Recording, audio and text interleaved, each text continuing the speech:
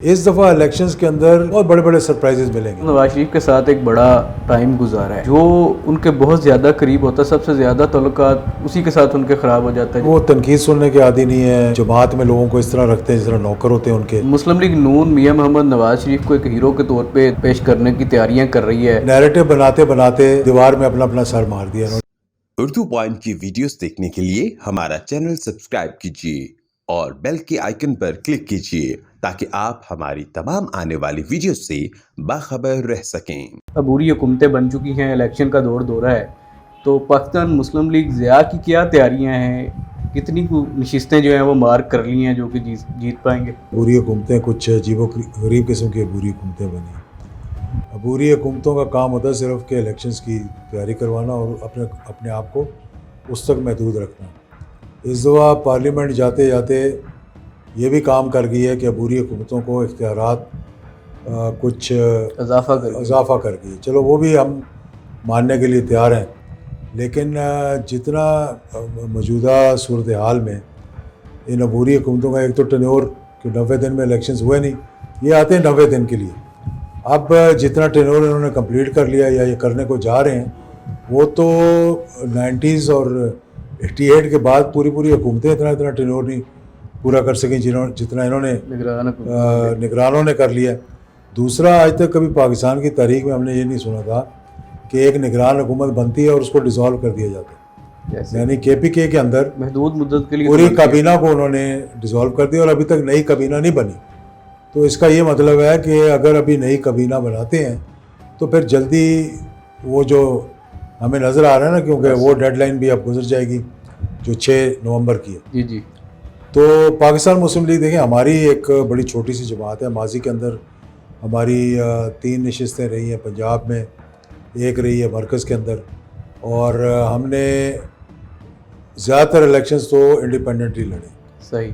लेकिन इस मरतबा तैयारी का आपने मुझसे पूछा तो मैं आपको बताऊं कि मैं ये देख रहा हूँ कि पाकिस्तान की सियासत के अंदर एक बहुत बड़ा नज़रियाती इख्तलाफ पैदा हो गया। जी बिल्कुल। क्योंकि ये पिछले 16 महीने जो कुछ मुल्क और कौम और अवाम के साथ हुआ, उसके साथ साथ इन्होंने एक जो नज़रियात की सियासत थी ना, उसको बिल्कुल दफन कर दिया। यानी इन्होंने मफादात को इस हद तक सामने ले आए हैं कि लोग पाकिस्तान के अवाम मुतनफ़र होकर अब उन्हें समझ नहीं आ रही कि वो देखें किस तरह।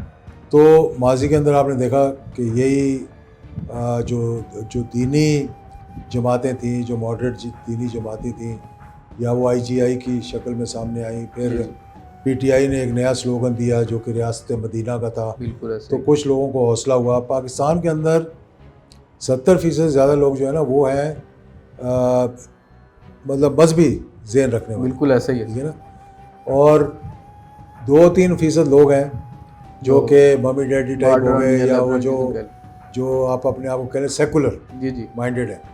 वो कहते हैं जी कि दीन का और रियासत का कोई ताल्लुक नहीं होना चाहिए।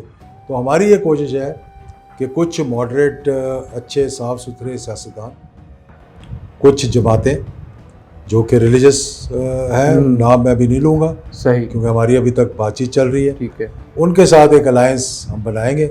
उस सिलसिले में मेरी कुछ लोगों से कल भी मीटिंग हुई है।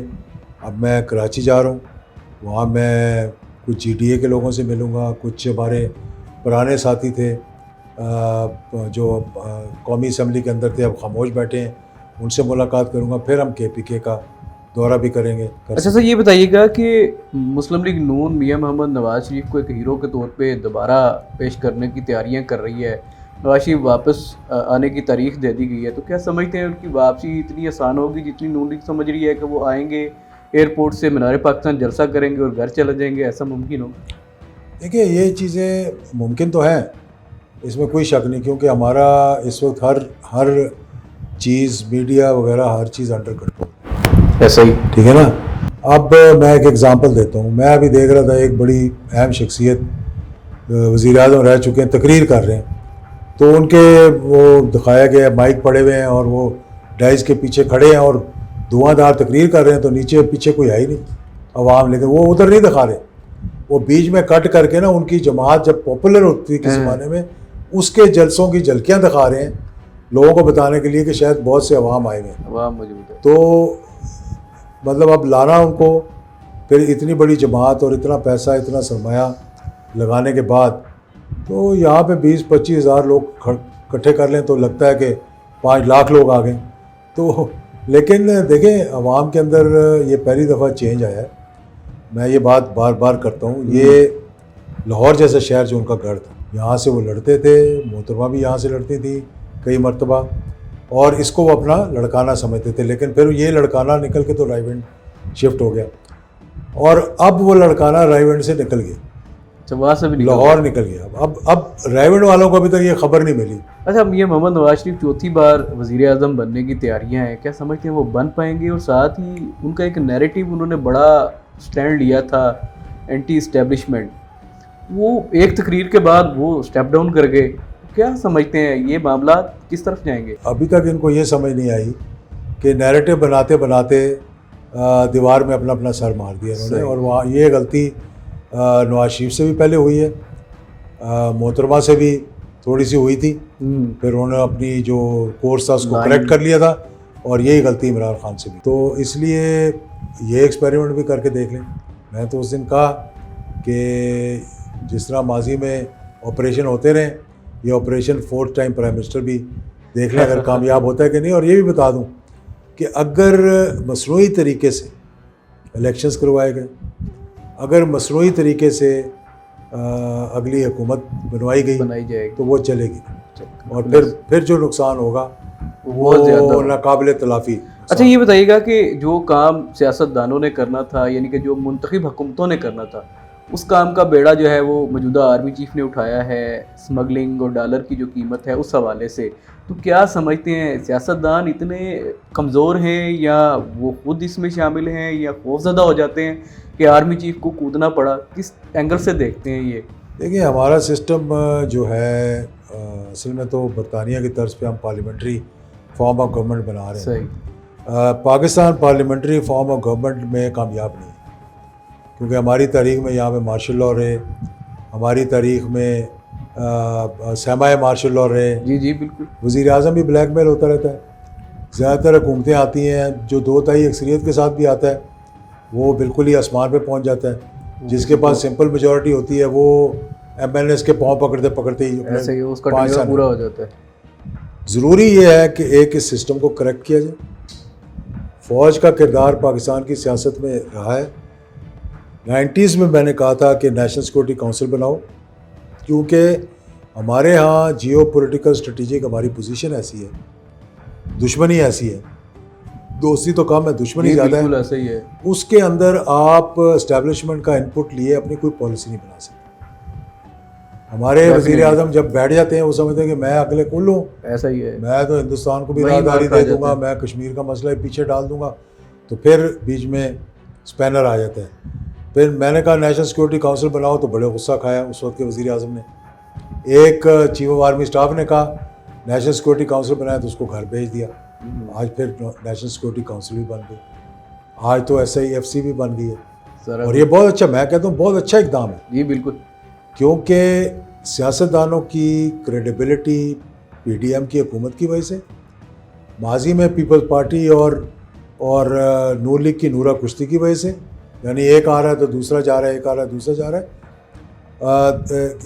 वो सारे मामला जो थे ना ये ख़राबी की तरफ चले गए। आर्मी चीफ ने यह भी ऐलान किया है कि अगर फ़ौज में से या आर्मी के अंदर से कोई स्मगलिंग में मुलव्वस होगा तो उनका भी जो है वो कोर्ट मार्शल किया जाएगा। तो क्या समझते हैं वहाँ से भी कोई मदद होती है इन स्मगलर्स की? देखिए, जितना तेल बलूचिस्तान ईरान से आता है तो वो पूरे बलूचिस्तान में जहाँ पर हमारी क्या कहते हैं सिक्योरिटी फोर्सेस हैं उसके थ्रू जाते हैं, और ट्रकों के ट्रक आते हैं। जितनी गाड़ियाँ स्मगल होकर आती हैं सबको पता है क्या रूट है, तो इस पे सोशल मीडिया पे चढ़ा हुआ है सर, तो उसको कौन नहीं रोक सकता। आज भी मैं बता सकता हूँ कि कौन से बॉर्डर से 300 ट्रक चीनी के रोज़ाना जा रहे हैं, अभी भी जा रहे हैं, अगर ना मैं झूठ बोलूँगा तो।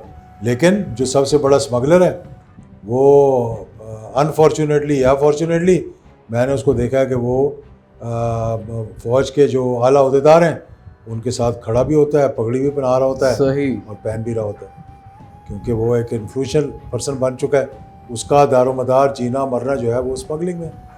अच्छा ये बताइएगा कि सियासत की तरफ चलते हैं, मरियम नवाज़, हमज़ा शहबाज और बिलावल भुट्टो, इनमें से दो लोग तो बराह रास्त वज़ीर आज़म के उम्मीदवार हैं, तो इनका मुस्तकबिल क्या देखते हैं, कैसे चला पाएंगे ये निज़ाम? इमेच्योरिटी है, बचपना है, ट्रेनिंग नहीं है। बिलावल भुट्टो को जो मौका मिला था कि ऐसे foreign minister ji, of Pakistan आनिया जानिया ही हम देखते रहे। हाँ बिल्कुल कोई ऐसे ही। मैंने नहीं देखा कि इसने कोई ऐसी पेशरफ्त की हो जिसमें कि पाकिस्तान का कोई लेकिन मफाद हो पीपल्स या पार्टी कुछ वाले किया तो हो। कहते हैं ताल्लुकात बड़े बेहतर हो गए। हाँ, ताल्लुकात उनके बेहतर हुए हैं, पाकिस्तान के बेहतर नहीं हुए हैं। वो अपनी लॉबिंग कर रहे हैं। हमारे यहाँ एक ये भी बड़ी कमज़ोरी है, बेनज़ीर के ज़माने से लेकर नवाज शरीफ साहब के ज़माने तक, और फिर उसके बाद खान साहब के लिए भी थोड़ा सा, चाहे उसको लॉबिंग करवाई उस वक्त के चीफ ऑफ आर्मी स्टाफ ने खान साहब से कह के ये पाकिस्तान के लिए कर रहा है, लेकिन वो किसी और के लिए कर रहा है। इसी तरह मोहतरमा ने जिसको हायर किया वो पाकिस्तान के लिए नहीं कर रहा था, उनके लिए कर रहा था।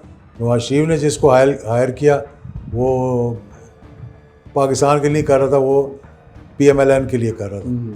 तो ये हमारा ये प्रॉब्लम है कि हमने अपने मुल्क को अपने से पीछे छोड़ दिया, हालांकि हमें अपने से बालातर होकर काम करने चाहिए। अच्छा था, हमारे मुल्क में जो एक बड़ा हिस्सा यूथ पे मबनी है, और हम जो देखते हैं मियां मोहम्मद नवाज शरीफ हैं, शहबाज शरीफ हैं, आसफ जरदारी, मौलाना फजलुर रहमान, इनकी सियासत क्या अब यूथ के साथ कंपेटिबल है? क्या मशवरा देंगे इन्हें? देखिए, इनकी सियासत जो है वो पाकिस्तान के साथ ही कंपेटेबल है, हकीकत बता रहा हूँ आपको। नवाज शरीफ साहब 4 साल से बाहर हैं, ऐसा ही क्या कह कर गए थे?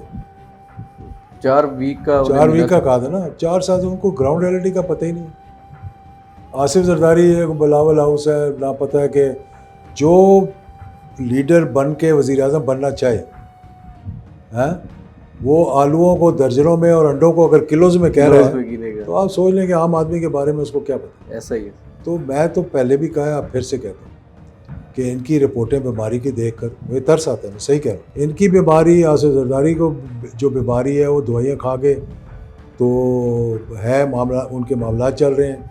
शहबाज शरीफ साहब की गुफ्तगू सुन लें तो आपको पता लग जाएगा कि ये मुल्क को चला सकते हैं नहीं। पिछले 16 माह की परफॉर्मेंस, इन लोगों को रिटायर हो जाना चाहिए, ऑनरेबली रिटायर हों। तो इनकी जगह कौन लेगा? इनकी जगह लेगा जब पब्लिक, जब आपने इतना यूथ आया, यूथ किसको वोट डालेगा? सही हो गया।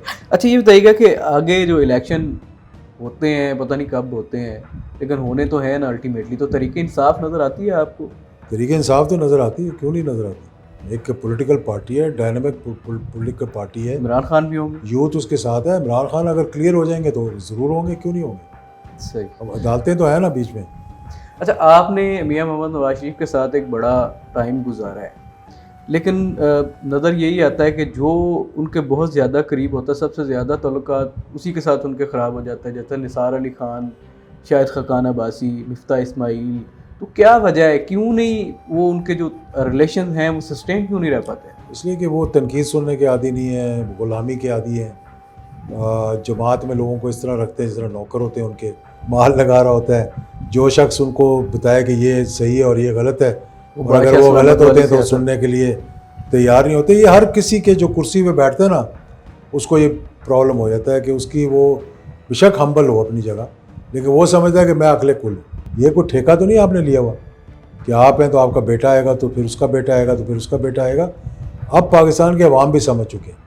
इस दफ़ा इलेक्शंस के अंदर मैं आपको बता रहा हूँ कि बहुत बड़े बड़े सरप्राइजेज मिलेंगे। अच्छा ये बताइएगा कि सियासी जमातें, ख़ासतौर पर मुस्लिम लीग नून की जानिब से, जो हमारी साबिक आर्मी इस्टेब्लिशमेंट है, उनको कौमी मुजरम कहा जाता है। आपकी क्या राय है, क्या वो वाकई वो कौमी मुजरम है? ये बाजवा साहब ना होते तो नवाज शरीफ जा सकता था प्लेटलेट्स का बहाना करके। ये किसने रिपोर्ट बनवाई थी, मैं वो भी ला के आपको दिखा देता हूँ। ऐसा ही है, ये वाकई प्लेटलेट गिरे थे, और उन्होंने भेजना था बाहर, उन्होंने तरीका बना के आपको भेज दिया गया। यहाँ तक कि जो भी रिपोर्ट देखता था रोना शुरू कर देता था कि ये क्या है, कि जजों को भी बता दिया कि कह दो जी कि अगर ये मर गया तो किसकी जिम्मेदारी होगी, कि 24 घंटे जिंदा रह सकते कि नहीं रह सकते। अच्छा, एक नई जमात तश्कील दे दी गई है, इस्तेहकाम पाकिस्तान। वो पाकिस्तान को इस्तेहकाम दे पाएगी या वो अपना इस्तेहकाम भी बचा पाएगी, क्या कहेंगे? आपने देख लिया, अभी तक तो पब्लिक में कोई आया नहीं है। अभी एक जलसा उन्होंने अनाउंस करके कैंसिल कर दिया, जंग में अनाउंस किया था अगले इतवार के लिए कैंसिल कर दिया। देखें, जब ये तासुर चला जाए ना कि ये जमात, उसका फ़ायदा भी होता है, नुकसान भी होता है कि इसके पीछे किसी का हाथ है, तो बिल्कुल। गायबाना हाथ है, तो बी टीम या उसका फ़ायदा भी होता है। लेकिन जब ये पक्का पता लग जाए कि ये बगल बच्चे हैं, तो फिर आप देखते हैं कि अवाम के अंदर उनकी पजीराई नहीं होती। इस वक्त कोई पॉलिटिकल पार्टी ऐसी नहीं है मुल्क के अंदर जो कि पब्लिक में जाकर खड़ी हो जाए और उसको खौफ ना हो। गज्जू माता के गाड़ी के अंदर जो शीशा तोड़ा है लोगों ने, जी जी। और जो कुछ कहा है, हाँ, ये कोई सियासत है? ये आप बताएं। मतलब अगर कोई अच्छा शरीफ नेक बंदा होता तो वो कहता यार बस काफ़ी होगी, मैं अब घर बैठ जाऊँ। सियासतदान गुमशुदा हो रहे हैं, तो क्या समझते हैं ये सिलसिला या ये रवैया सियासतदानों के साथ ठीक है? देखिए, ये मामलात ठीक होने चाहिए और मतलब दुख होता है देख के कि किस तरह से जब वो सामने आते हैं तो क्या उनकी हालात होते हैं। अभी मैंने हमारे सदाकत अब्बासी। सदाकत अब्बासी को देखा। मुझे नहीं पता कौन कर रहा है, ये गवर्नमेंट कर रही है या कोई एजेंसी कर रही है, पुलिस कर रही है, जो भी कर रहा है, शीशे तोड़ना, टीवी तोड़ना, तो ये चीज़ें नहीं होनी चाहिए सियासत के अंदर। चौधरी शुजात की फैमिली का जो सारा हुआ पिछले कुछ माह में, वो तकसीम का शिकार हो चुकी है, तो क्या समझते हैं कि उनकी जो सियासत है उसका मुस्तकबिल क्या है चौधरी बरदरान की ख़ानदान का? ये चौधरी बरदरान का तो मुस्तकबिल यही है कि आपस में इकट्ठे रहें। हो पाएंगे? जो अब मुश्किल लगता है कि बच्चों की लड़ाई है, अगर बच्चों की सुलह हो जाएगी तो हो भी पाएंगे। तो बच्चे क्यों इतने दूर हो गए हैं? उनके बड़े तो बड़े करीब थे। बड़े बहुत करीब थे, इतने करीब थे कि मुझे कई सालों के बाद पता लगा था कि ये कज़न्स हैं, अच्छा, भाई नहीं है। अब हकीकत बता रहा हूँ, सही। हमेशा मैं उनको भाई समझता रहा।